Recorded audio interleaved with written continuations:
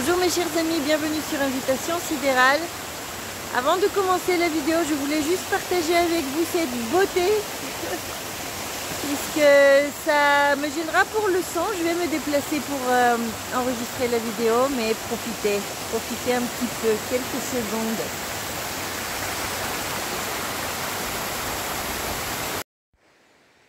Voilà, nous sommes ici un peu plus au calme et je peux commencer. Donc, nous sommes au mois de mars, la nouvelle lunaison a démarré le 10 avec une conjonction entre le soleil et la lune dans le 26e degré du Verseau sidéral.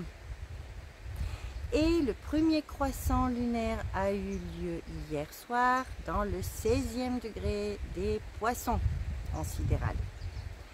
Qu'est-ce que cela signifie? Premièrement, la conjonction en Verseau se produit en réalité à la limite avec le signe des Poissons et dans le premier des Poissons. Vous savez que les Poissons, le signe des Poissons est composé de deux poissons, un qui se trouve en début du signe et l'autre qui se trouve à la fin du signe. Les deux sont reliés par un ruban et au-dessus se trouve la constellation de Pégase et en dessous le monstre marin. Alors le premier poisson, celui qui se trouve au début des poissons, en réalité il enjambe un petit peu aussi dans le signe du Verseau. Et quand des planètes se placent à cet endroit-là, elles subissent du coup cette double énergie, celle du signe du Verseau, qui est vraiment influencée encore par la constellation du Verseau, mais en même temps par ce premier poisson. C'est pour cela que d'ailleurs en Inde et dans l'astrologie védique, cette portion-là du ciel est appelée la Purva Bhadrapada, si je le prononce bien, et ce nakshatra en fait est sous l'influence de ce premier poisson. Ce nakshatra et cette portion du ciel est également influencée par Pégase qui est au-dessus, qui est un être, c'est un cheval, mais qui a des ailes. Et comme toute créature mythique qui a des ailes, elle appartient au monde de la pensée. Au monde de la pensée. Puisque c'est l'élément air. Les ailes signifient l'élément air. Et l'air, c'est l'élément de la pensée. D'ailleurs, dans ce secteur, nous trouvons une très forte influence de Mercure, de Jupiter, et vous allez comprendre pourquoi. Dans le Verseau, nous sommes en présence d'énergies mentales qui sont très disciplinées. Il y a quelque chose de très scientifique dans le Verseau, puisque le Verseau déjà en soi, il est sous la maîtrise de Saturne, et Saturne se trouve à ce moment même dans le signe du Verseau. Donc c'est très saturnien comme influence et donne un côté, comment vous dire, un peu éprouvant à la vie en ce moment, quand le soleil surtout se trouvait dans le signe du Verseau, parce que le soleil est en chute dans le Verseau. Il est trop écrasé par Saturne. Vous pouvez du coup ressentir une forte fatigue. Vous pouvez vous sentir écrasé par les responsabilités. Vous pouvez être d'humeur un peu morose. Vous pouvez manquer de vitalité, etc., etc. Tout cela est vraiment dû à la proximité de Saturne et du Soleil. De surplus, quand la Lune se trouve dedans, bon, ce n'est pas ce qu'il y a de plus joyeux, disons, ni pour la Lune, ni pour le Soleil dans ce signe. Mais à l'approche du signe des Poissons, l'énergie se transforme. Vous savez que les poissons sont gouvernés par Jupiter et c'est un grand bénéfique qui donne plus d'optimisme, plus d'ouverture d'esprit, etc., etc. Je vais vous parler de ceci en détail maintenant. Donc, la conjonction entre le Soleil et la Lune se produit en Verseau. Le premier croissant lunaire se produit en Poisson. Et de cette façon, véritablement, ce premier poisson, cette première partie de la constellation est sollicitée. C'est une constellation très importante. Pourquoi? Parce que l'équinoxe du printemps se produit dedans. En ce moment, le soleil se lève dans le 5e degré des poissons lors de l'équinoxe du printemps. Et l'équinoxe du printemps va se produire seulement dans quelques jours, le 20 mars. Donc nous sommes déjà dans les énergies du printemps, dans l'approche de ce moment hautement énergétique de l'année. Et nous avons une nouvelle lunaison à cet endroit-là. Donc le mois que nous allons vivre sera à la fois la fin de l'année passée et une transition vers la nouvelle année énergétique, si vous voulez. La nouvelle année énergétique, elle va commencer avec l'équinoxe du printemps, premier début de cette nouvelle année, et deuxièmement avec le début de la lunaison suivante. Vous voyez, nous allons attendre la première lunaison après l'équinoxe du printemps pour démarrer véritablement le premier mois lunaire de cette nouvelle année énergétique. Et ce nouveau mois de l'année, ce premier mois de l'année était appelé premier Nissan, à Babylone. Donc nous sommes maintenant dans le dernier mois du cycle précédent, de l'année précédente, mais déjà, vous voyez, on enjambe tout doucement, pas un pas après l'autre, dans les énergies suivantes, pour l'année suivante. Donc, tout ce qui se produit pendant ce mois-ci est très important, puisque l'équinoxe du printemps va se produire durant ce mois lunaire. Et les planètes et les influences qui seront mises en valeur pendant le début de ce mois lunaire, en fait, vont déterminer l'ambiance dans laquelle l'équinoxe du printemps va se dérouler. Donc, c'est important. Voilà, ça c'était première chose très importante. Deuxième chose très importante, je voulais vraiment porter votre attention sur cette constellation, sur ce premier poisson des deux poissons, de la constellation des poissons, puisque cette constellation-là, historiquement, n'a pas toujours représenté un poisson. C'était une hirondelle en Mésopotamie, et c'était un ibis en Égypte. Et même en Égypte, c'est très intéressant parce que cette constellation et cet ibis représentait le dieu Thoth. C'est son animal en fait, c'est son symbole, c'est le symbole de Thoth. Mais Thoth, c'est qui? Thoth n'est réellement personne d'autre que Hermès, ce que nous appelons Hermès dans la tradition hellénistique plus tard. Hermès, c'est vraiment le dieu de la sagesse, c'est vraiment le dieu de la connaissance, c'est vraiment le dieu de la magie, de la connaissance, de la médecine. Vraiment de toutes les sciences occultes aussi, si vous voulez, toutes les sciences divinatoires, tous les arts divinatoires, etc. C'est Hermès et c'est Thoth.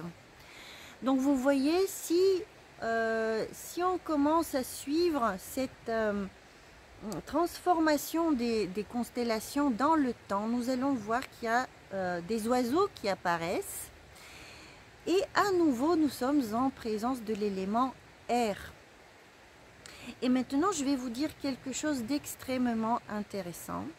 Je vais citer le travail d'un astrologue bulgare qui est vraiment super intéressant, très intéressant. C'est un jeune astrologue qui s'appelle Ivailo Banabakov, qui a présenté lors de je crois que c'était la 4e conférence européenne astrologique européenne, une conférence consacrée à cette constellation qu'il a étudiée vraiment de près. Et il nous a raconté à cette conférence quelque chose d'extrêmement intéressant. Il a suivi en fait dans l'histoire les époques en fait historiques qui se sont produites et qui se sont déroulées avec le déplacement du point vernal, c'est-à-dire de l'équinoxe du printemps, du degré où le soleil se lève lors de l'équinoxe du printemps. Et figurez-vous que quand le soleil a commencé à se lever, quand il a commencé à entamer ce poisson, en fait, ce fameux premier poisson, l'ère informatique a commencé, l'ère des médias, le téléphone, la télé, Internet, maintenant l'intelligence artificielle. Vous voyez, ce sont des influences immenses, ce sont des énergies vraiment immenses. Et très souvent, on dit que oui, c'est l'ère du Verseau qui commence, mais en réalité, pour que le soleil arrive dans le signe du Verseau, lors de l'équinoxe du printemps, il nous faudra encore 350 ans. Vous voyez, c'est beaucoup quand même, 350 ans. L'approche vers le signe du Verseau est quand même longue. Et c'est là que Ivailo a fait ce rapprochement entre... en fait, il a trouvé dans la tradition cette appartenance comment dire, ce lien entre cette constellation et l'Ibis, et de là avec Thoth qui est vraiment Hermès et qui est sous la gouvernance de Mercure. En fait, c'est Mercure qui représente Hermès plus tard dans la tradition en Grèce, ça vous le savez tous. Donc le côté communicatif de notre époque, le côté technologique en fait de notre époque correspond vraiment très bien à l'entrée de l'équinoxe du printemps dans cette sphère du zodiaque. C'est vraiment une information majeure pour moi. Quand j'ai découvert cette réalité et que j'ai vérifié dans les thèmes des amis et des personnes qui venaient me voir en consultation, vraiment j'ai été très étonnée des résultats. Ivailo a aussi donné lors de cette conférence quelques exemples. Donc nous avons observé les thèmes astrologiques d'Einstein, de Tesla, de Bell qui est l'inventeur du téléphone, Thomas Bell je crois c'était, etc. Donc c'est un apport vraiment considérable dans la compréhension de notre époque, je trouve. Et pourquoi je vous parle de ceci si longuement? Parce que parallèlement à cette nouvelle lunaison, dans le ciel s'est produit un événement majeur, héliaque, qui est l'apparition, le lever héliaque de Mercure. C'est-à-dire que c'était, je vais vous dire pour la France, c'est le...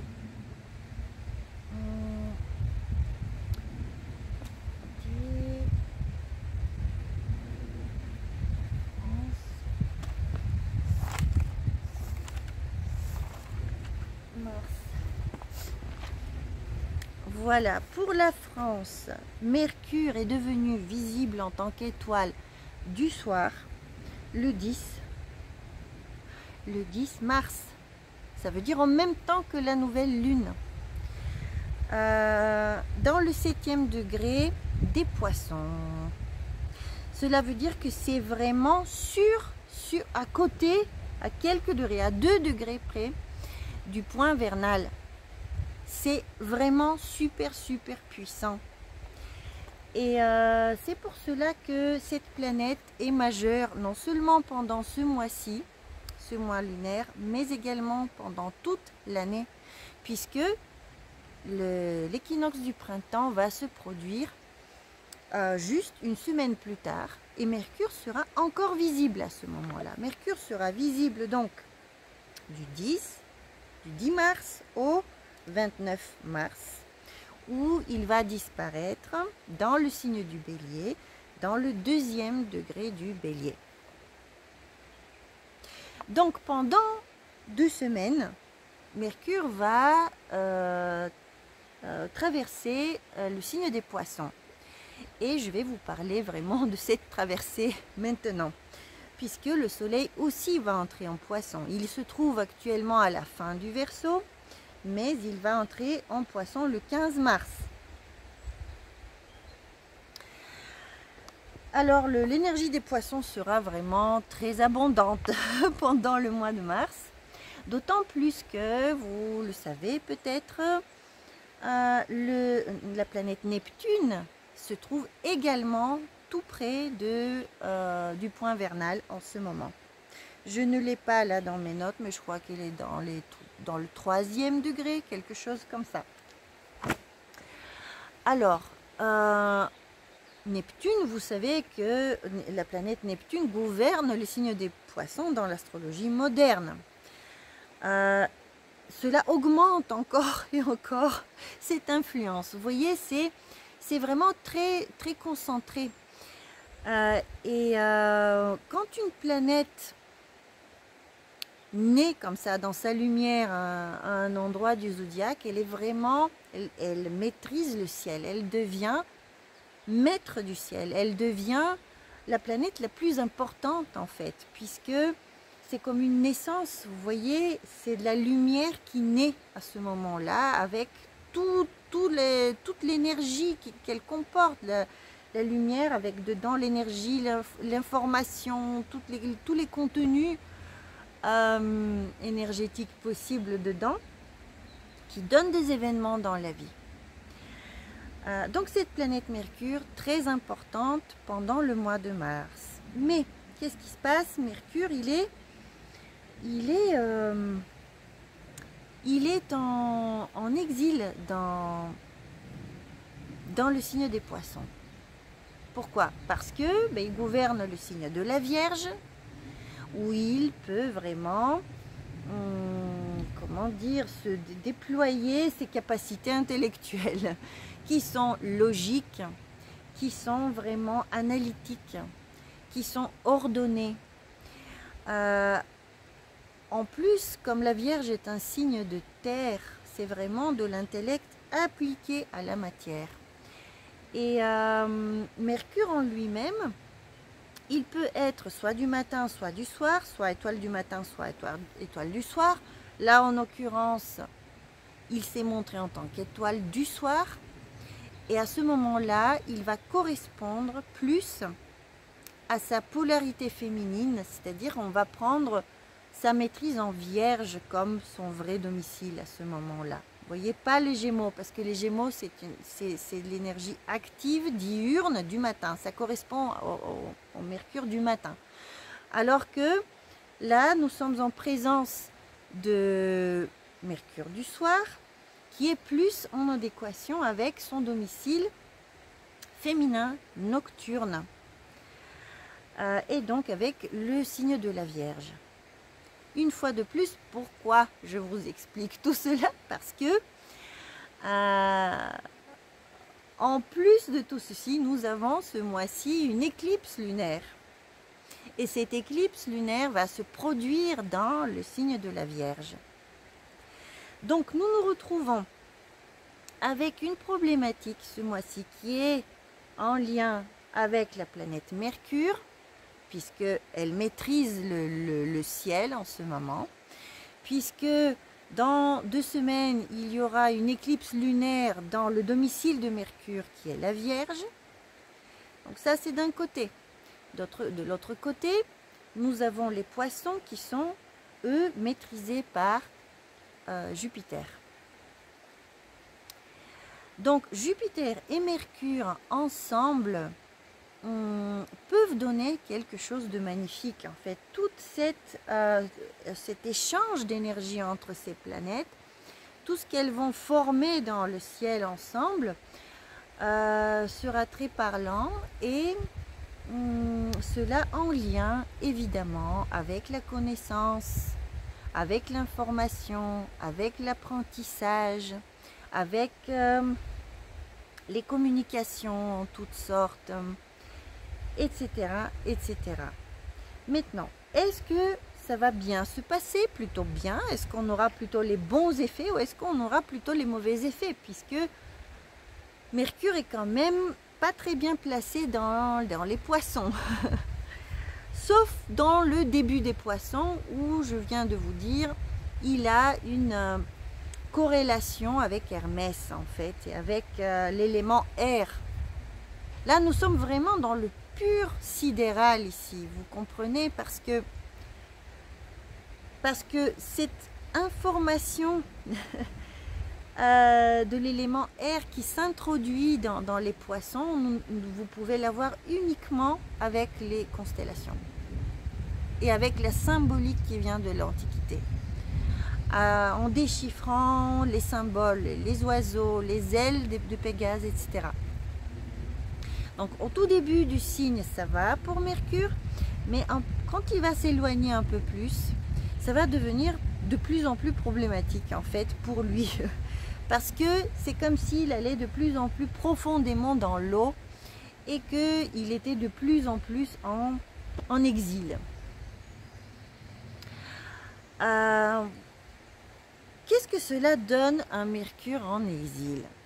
En fait, Mercure qui est censé être logique perd pied dans les poissons, puisque les poissons nous amènent vraiment dans l'au-delà. Les poissons nous emmènent au-delà de la matière, en fait. Ils nous amènent dans les plans subtils de l'existence. Ils nous amènent dans les plans subtils de notre être. Ils sont en lien du coup avec notre imagination, avec les rêves, avec la visualisation, avec la méditation, avec la créativité. Tout cela en positif, bien sûr. Et si jamais ça tourne mal et ça tourne négatif, au contraire, les poissons peuvent signifier l'illusion, peuvent signifier le fait de se perdre, la distraction. Et là, c'est vraiment le point faible d'un Mercure en poisson.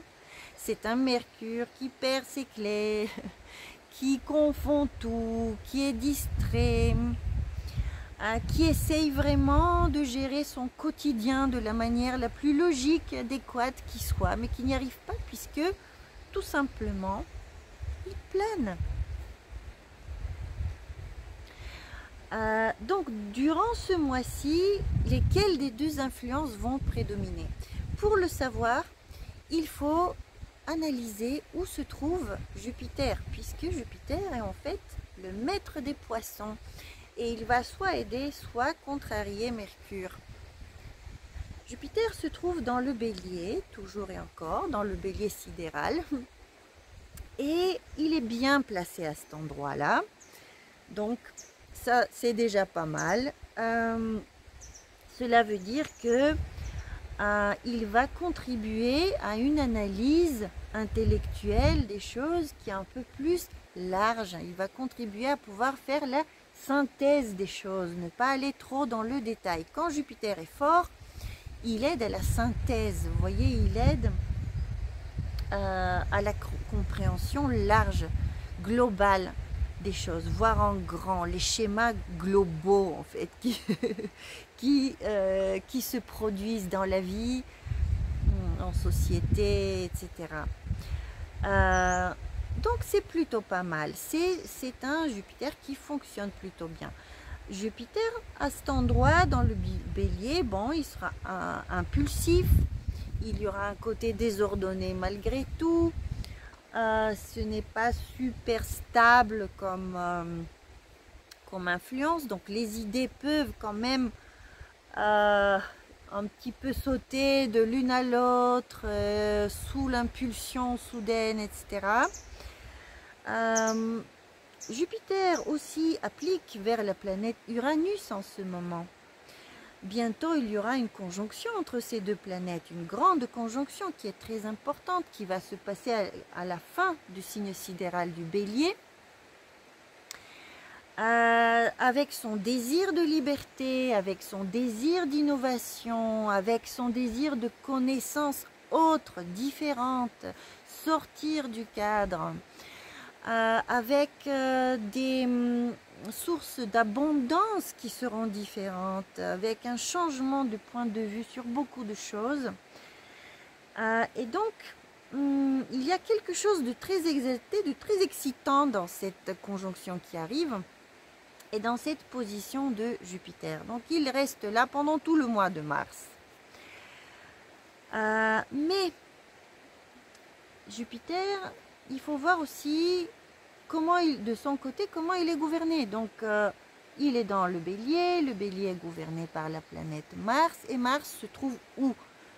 Mars se trouve dans le Capricorne, dans le 27e, peut-être déjà dans le 28e degré du Capricorne sidéral. En soi, c'est excellent, puisque en Capricorne, Mars est exalté, mais en plus, il est exalté pile dans le 28e degré. Il est pile dans son lieu d'exaltation. Ça veut dire qu'il est très maîtrisé. C'est un Mars, c'est une énergie vitale, c'est notre agressivité naturelle, c'est notre force vitale naturelle, notre force d'action naturelle qui reste très maîtrisée dans le Capricorne. Capricorne gouverné par Saturne. Ainsi, on boucle la boucle en fait. La boucle est bouclée. Puisque, excusez-moi, puisque nous sommes partis de Saturne, de Verseau et de Saturne au début. Donc, cette énergie de Mars, elle est bien maîtrisée avec dans le Capricorne. Ça donne de la discipline dans l'action, ça donne de la persévérance, ça donne une endurance, ça donne de la stratégie. En fait, on est maître de soi, on est maître de sa colère, si vous voulez, de ses actions. Mais c'est un Mars, premièrement, qui est invisible. Et quand il est invisible, son action est un petit peu distordue. Il est invisible depuis plusieurs mois. Peut-être depuis l'été dernier même. Mars. Qu'est-ce que cela signifie? Cela signifie que pour soutenir Jupiter, parce qu'on est parti de Jupiter, pour soutenir Jupiter, en fait, il le soutient, il est capable, il est assez compétent pour le défendre. C'est comme un soldat qui allait défendre son roi, mais à la fois, il est en carré avec Jupiter de cette façon, et en carré presque exact. Donc, c'est un petit peu comme s'il y avait une dispute entre le roi et ses soldats. Ça donne de la discorde interne en fait. Et j'imagine que dans tous ces manigances de guerre qui se passent en ce moment, il doit se passer justement cela, des contradictions internes, puisque Mars c'est le soldat qui sert le Soleil, et Jupiter, ce sont vraiment les planètes qui vont ensemble, qui sont en lien avec Jupiter, et le Soleil sont en lien avec l'élément feu, et Mars est leur soldat. Donc, c'est c'est comme un soldat qui se heurte à l'autorité de son général. Voilà, ça donne un petit peu ça. Cela peut donner en nous des pulsions en fait contradictoires qui peuvent se traduire des fois par des blessures, puisque Mars peut causer des blessures, des accidents, si on vit une contradiction interne. Donc vous voyez que dans tout ce mix, cela nous crée une ambiance quand même un peu, comment dire, comme du courant électrique qui saute un peu comme ça, vous voyez? Parce qu'en plus, Mars est en carré avec Uranus en même temps. Comme Uranus et Jupiter sont ensemble à la fin du Bélier, et bien Mars, il aspecte tous les deux par un carré, les deux. Et Uranus représente l'électricité, donc panne d'électricité, panne des avions, etc. Alors, regardez, plus tard, ce qui va se passer. Plus tard, donc, bon, pour l'instant, Mars et Jupiter et Uranus sont en contradiction avec ce carré. Mais, plus tard dans le mois, Mars va passer dans le signe sidéral du Verseau, où il va rejoindre Saturne à nouveau. Et il sera à nouveau bien maîtrisé, bien tenu sous chape, puisque Saturne retarde et empêche l'activité de chaque planète qui est avec lui. Donc, nous pouvons malheureusement toujours ressentir cette fatigue qui est dans l'air. Quand Mars va approcher à Saturne, je crois que oui, nous allons ressentir pas mal de frustration, de fatigue, des sautes comme ça de vitalité, des baisses soudaines. Ce qui se passe en même temps avec le passage de Mars dans le Verseau, c'est que le Verseau est gouverné par Uranus. Uranus se trouve dans le Bélier et le Bélier est gouverné par Mars. Donc ces deux planètes sont en réception mutuelle entre un signe de feu et un signe d'air. Donc c'est extrêmement inflammable. C'est quelque chose qui est un peu dangereux au niveau des appétits guerriers des puissants de ce monde, puisque Jupiter, Uranus et Mars dans un mix feu et air donnent des avions, des missiles, des choses comme ça, malheureusement. Alors le seul espoir, bizarrement, peut venir de Saturne, qui lui, il est avec Mars dans le Verseau et doit un petit peu l'arrêter, le ralentir un petit peu. Donc il y a comme ça un climat électrique, à la fois avec des éclats brusques d'agressivité, feu, et à la fois avec de la retention de Saturne. Vous voyez, il y a cet antagonisme-là qui se joue durant le mois de mars, encore et encore. Et avec tout cela, toute cette ambiance-là conditionne Mercure. Mercure qui, lui, le pauvre, dans les poissons, il ne fait aspect avec personne. Vous voyez, il se trouve un petit peu en sandwich, comme ça. Les autres planètes sont autour et lui, il est au milieu. Il ne fait pas d'aspect avec les signes voisins. Il n'a pas de lien. Le seul lien, en fait, qu'il aura avec ces autres planètes, lui sera assuré par la Lune. Parce que la Lune, en traversant les différents signes astrologiques, forme des aspects et elle déplace la lumière. Elle fait un déplacement de lumière, en fait. Elle sert un petit peu de messager, comme ça, pour transporter la lumière d'une planète à l'autre. Et de cette façon, faire participer un petit peu Mercure à tout ce cirque, j'allais dire, mais en fait, à toute cette pièce de théâtre, disons. Donc, Mercure finalement, qui est si important durant ce mois-ci, est-ce qu'il va comprendre quelque chose de tout cela? Ce sera difficile, hein. Nous risquons d'être pas mal distraits, nous risquons d'être pas mal impulsifs, nous risquons d'être dupés à des moments, d'autant plus que voilà, plus Mercure va avancer dans le signe des poissons, plus il va s'embourber dans les eaux profondes des poissons, et à ce moment-là, pour tirer un meilleur parti de cette influence, en fait, il faut plutôt ouvrir la porte au monde invisible, au monde imaginaire, au monde intérieur, à la méditation, faire le vide en soi, atteindre le silence à des moments en soi pour pouvoir mettre en place ses idées. Bizarrement, c'est quand on va arrêter de réfléchir et quand on va faire le vide en soi que les choses vont un petit peu se mettre en place pour nous. Alors, Mercure en Poisson est excellent, par exemple, pour la littérature, pour la poésie aussi, pour tout ce qui est en lien avec l'imagination, la créativité.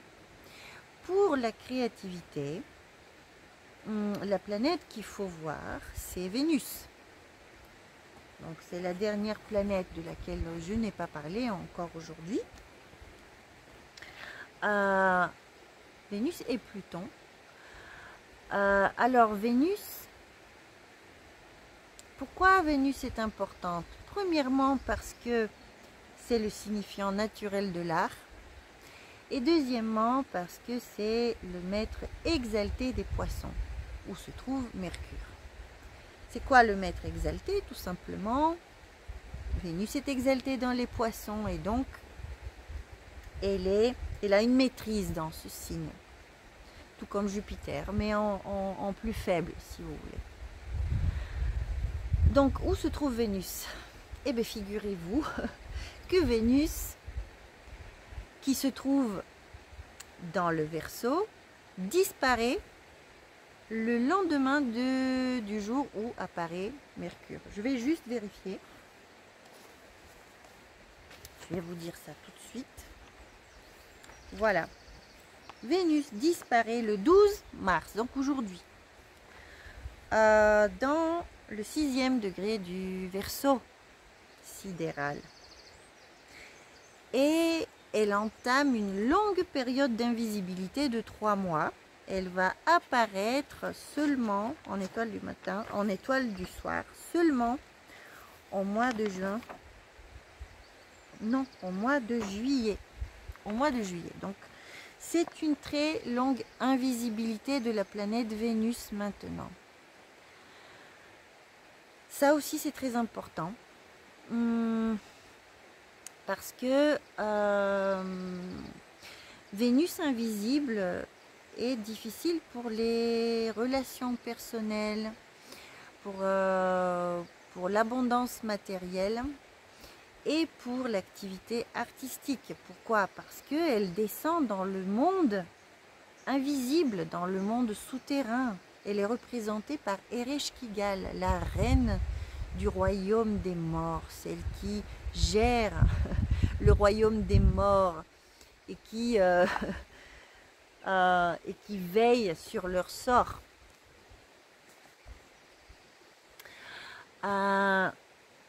Donc, Vénus invisible, elle va traverser plusieurs signes. Elle va traverser même le signe des poissons où elle est exaltée.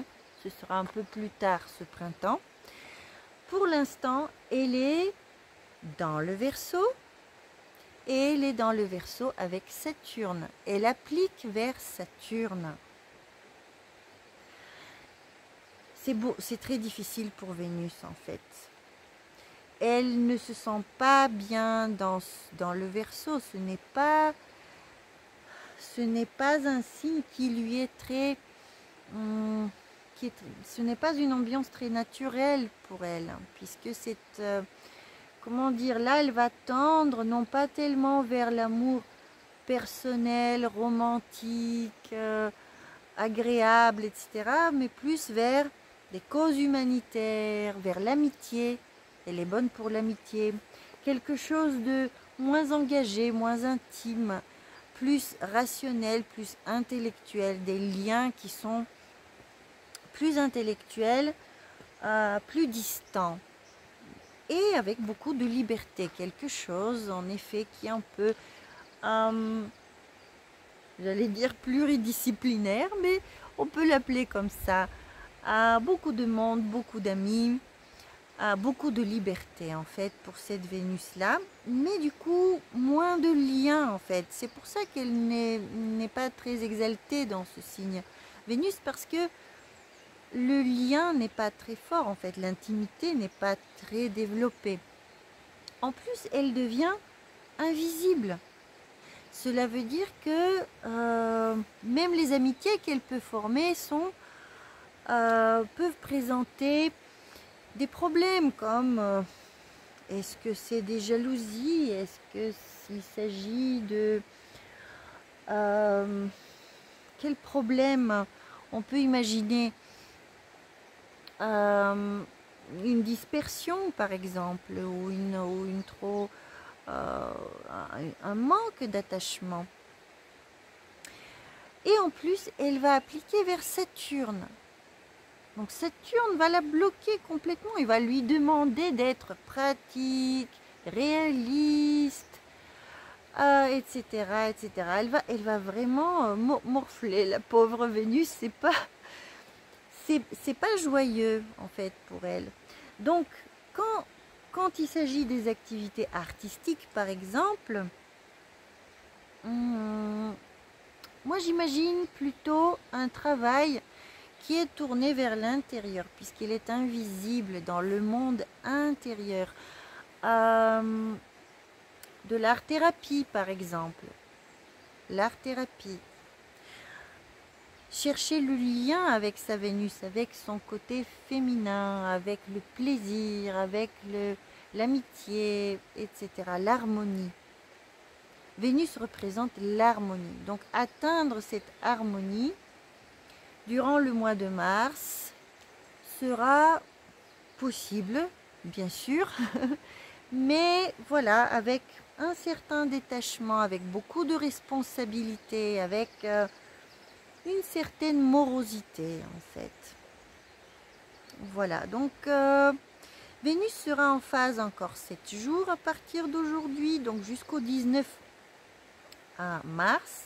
Elle est en phase. Les 7 jours qui précèdent et qui suivent l'événement héliaque sont considérés être encore forts pour la planète. Donc elle est encore forte pendant une semaine. Et après, bon, Vénus est un petit peu dépourvue de sa puissance. Bon, qu'est-ce qui nous reste pour ce Mercure alors, qui n'est pas soutenu de manière très forte par son maître exalté. Mercure pourrait aussi s'adonner à des activités d'imagination, de créativité, mais peut-être c'est un travail plus intérieur, quelque chose qui n'est pas encore prêt à être montré. Et de toute façon, Vénus, qui est invisible jusqu'au mois de juillet, nous donne cette indication. Pour les artistes, c'est un travail qui se fait encore avec soi-même, en cachette, invisible comme Vénus, prêt à être montré plutôt à partir du mois de juillet. Donc si vous voulez organiser des expos, faire des choses comme ça, bon, il y aura une petite fenêtre lors du passage de Vénus en Poisson, quand le soleil sera aussi en Poisson et quand elle sera à domicile. Là, oui, je vais vous dire quand c'est. Vénus, elle va passer dans les Poissons.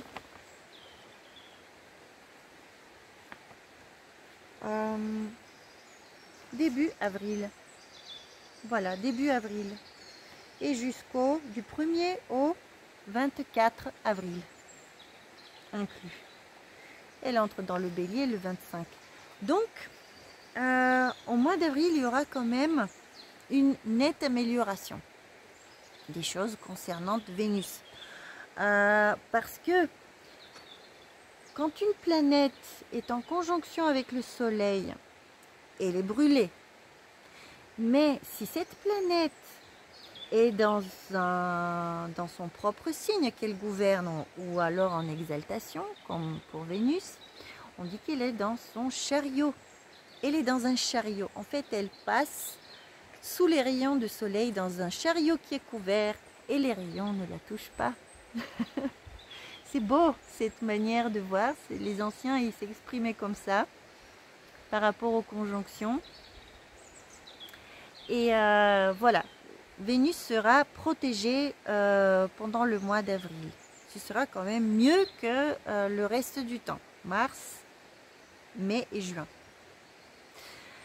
Donc vous pouvez profiter pour les activités artistiques, mais également tout ce qui concerne la beauté, les procédures esthétiques, les rendez-vous galants, etc., etc. Disons qu'il y a une amélioration en avril, du 1er au 24. En mars, pas tellement.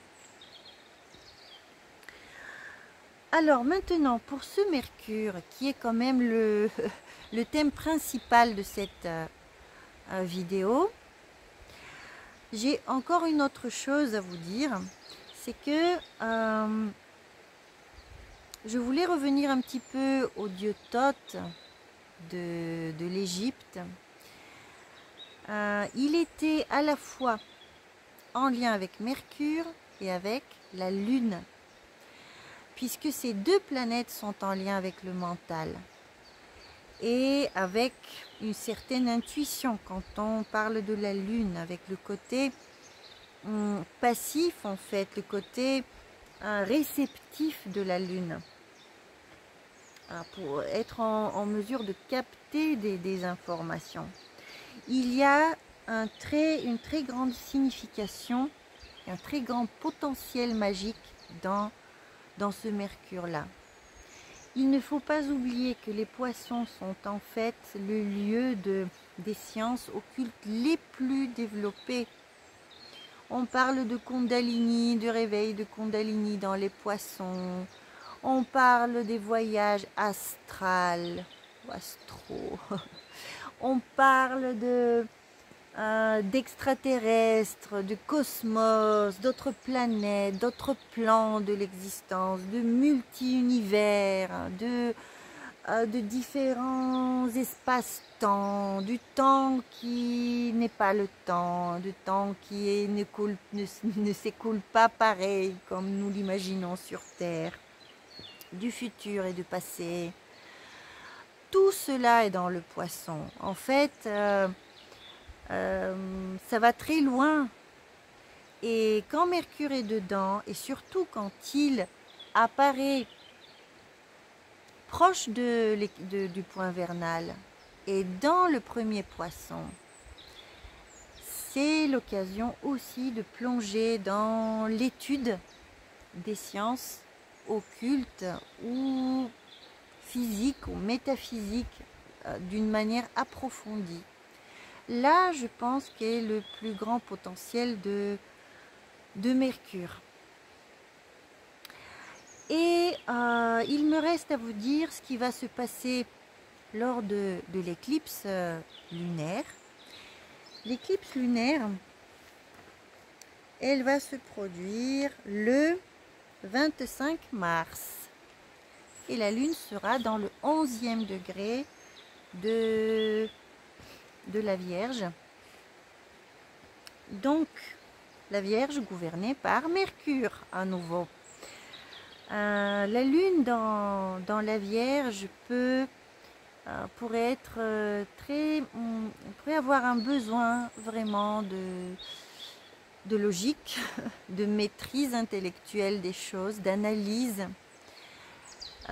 peut nous rendre très critiques envers nous-mêmes, envers les autres, et saisir un petit peu la vie par le mental. Vous voyez, puisque la Vierge est en lien avec Mercure et ce côté analytique et mental, de la logique ordinaire, si vous voulez, qui aime bien ranger les choses dans des cases, dans des tiroirs, dans des petites boîtes, leur mettre des petites étiquettes et savoir où se trouve chaque chose.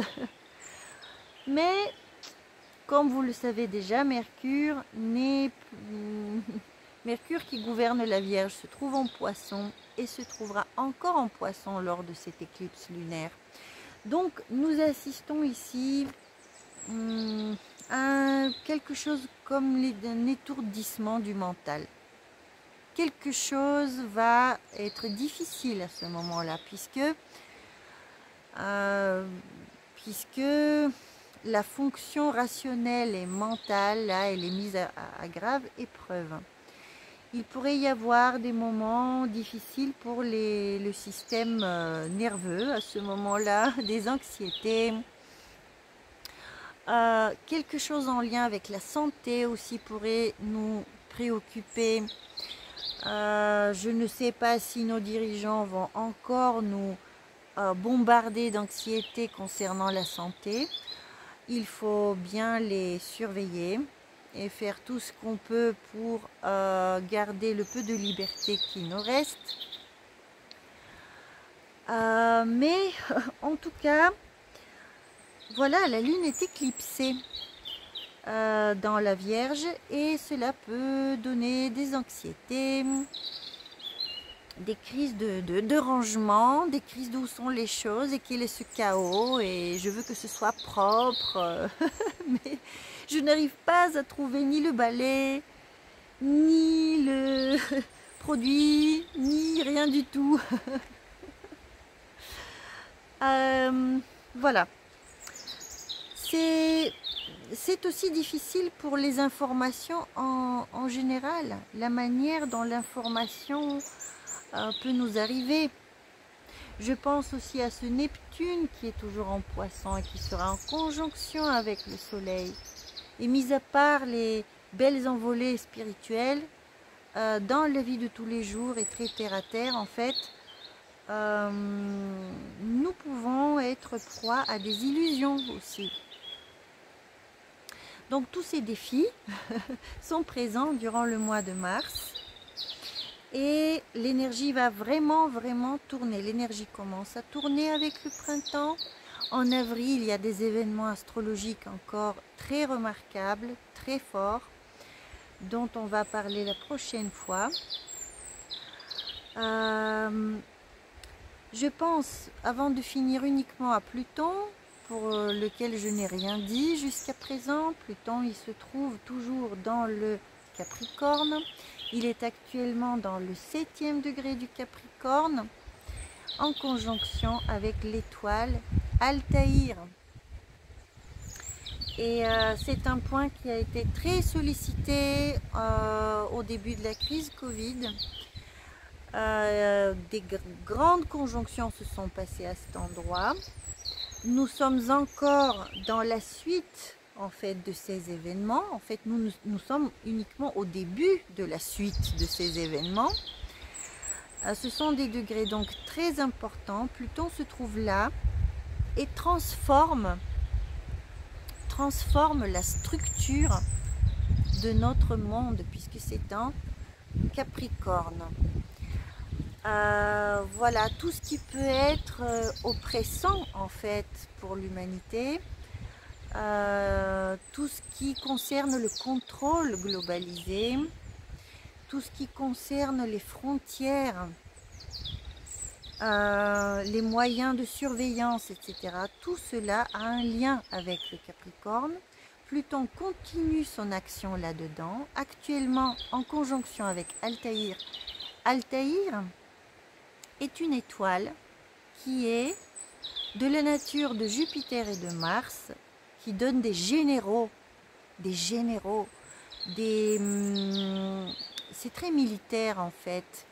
Et vous vous rappelez que Jupiter et Uranus d'un côté et Mars de l'autre côté vont former un sextile assez dangereux pendant ce mois.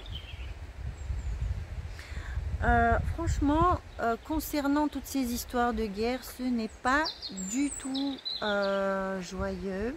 Quelque chose se trame. Comme Mars est invisible, ça se trame de manière cachée.